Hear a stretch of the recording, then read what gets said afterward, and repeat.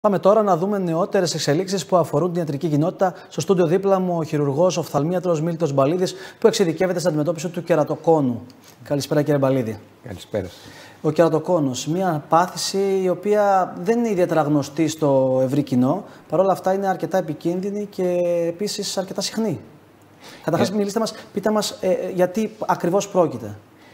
Είναι μια πάθηση η οποία, όπως είπατε πολύ σωστά, ξεκινάει σε μια ηλικία γύρω στα 14-15, μπορεί και πιο πριν. Σε πολύ μικρή ηλικία. Σε πολύ μικρή ηλικία.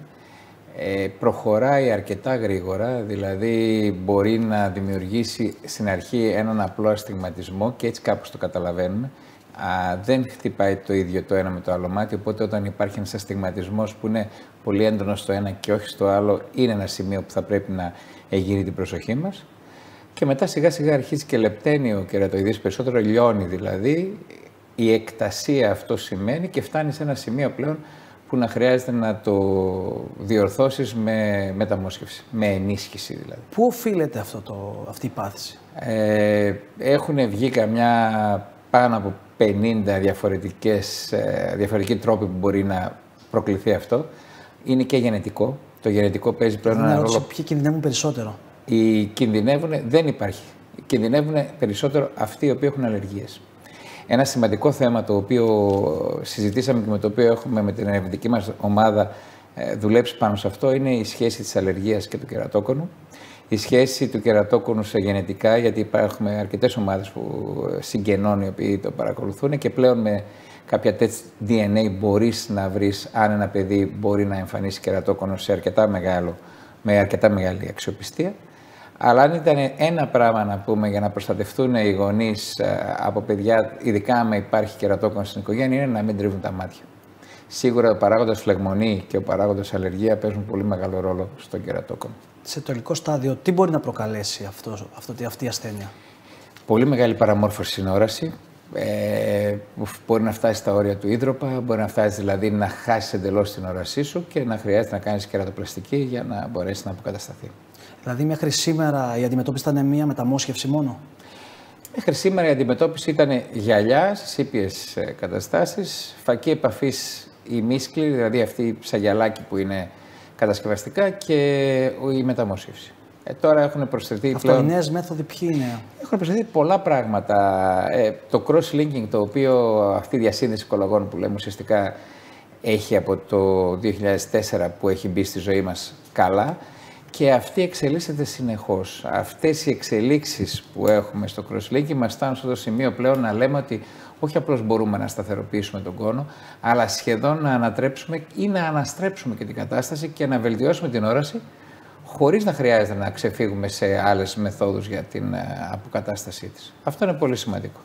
Έχουν βελτιωθεί επίσης οι μεταμοσχεύσεις, γίνονται μερικού πάχους. Δεν χρειάζεται, όσο περνάει ο καιρός, δεν χρειάζεται να βρίσκουμε ανθρώπινα μοσχεύματα, αλλά μπορεί να γίνει ενδυνάμωση με κολαγόνο, χωρίς να φτάνεις δηλαδή στη διαδικασία της παλιάς μεταμόσχευσης που υπήρχε. Είναι η καινοτομία της μεθόδου αυτής? Είναι μία ακόμη.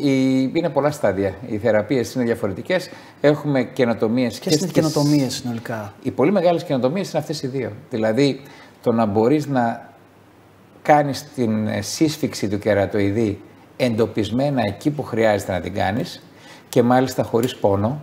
Το cross-linking παλιότερα συνδυαζόταν με πόνο, τώρα δεν υπάρχει αυτό. Άρα έχουμε μία ανώδυνη και πολύ αποτελεσματική εκλεκτική θεραπεία. Και η δεύτερη μεγάλη καινοτομία είναι ότι μπορείς πλέον να κάνεις ενδυνάμωση του κερατοειδή με κολαγόνο χωρίς να χρειάζεται να καταφύγεις σε άλλες μεθόδους από ανθρώπινο μόσχευμα. Αυτό εξελίσσεται, αλλά είναι πολύ κοντά πλέον να το δούμε και αυτό. Πόσο αποτελεσματική είναι αυτή η θεραπεία πλέον στους ασθενείς? Και οι δύο θεραπείες, ανάλογα για το λόγο που τις χρησιμοποιείς, είναι πολύ αποτελεσματικές. Οπωσδήποτε έχουμε και τρέχουμε μελέτες πάνω σε αυτά τα πράγματα, αλλά ήδη τα πρώτα αποτελέσματα είναι τόσο ενθαρρυντικά που είμαστε βέβαιοι τουλάχιστον για το εντοπισμένο cross-linking, για το selective cross-linking, ότι δουλεύει εξαιρετικά. Μπορούμε να πούμε ποσοστά περίπου ή πόσο συχνή είναι αυτή η ασθένεια στον κόσμο? Στην Ελλάδα δεν μπορούμε να το πούμε.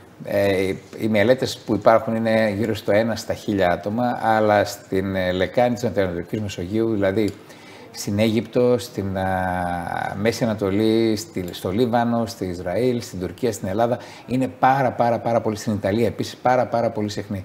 Είμαστε δηλαδή μια από τις hot περιοχές, όπως και η Λατινική Αμερική, πολύ μεγαλύτερα ποσοστά. Και το βλέπουμε συνεχώς. Ξέρουμε πού οφείλεται αυτό το γεγονός.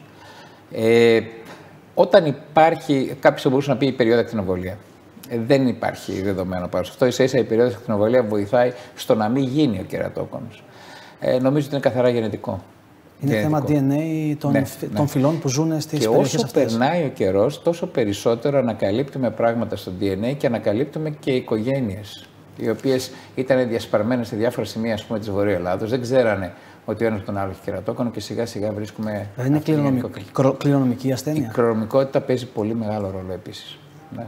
Πολύ σημαντικό. Ευχαριστούμε πάρα πολύ για την ενημέρωση. Ένα πολύ σημαντικό θέμα το οποίο αξίζει της προσοχής. Και εγώ σας ευχαριστώ και συγχαρητήρια για την προσπάθειά σας στη Θεσσαλονίκη. Ευχαριστούμε πολύ.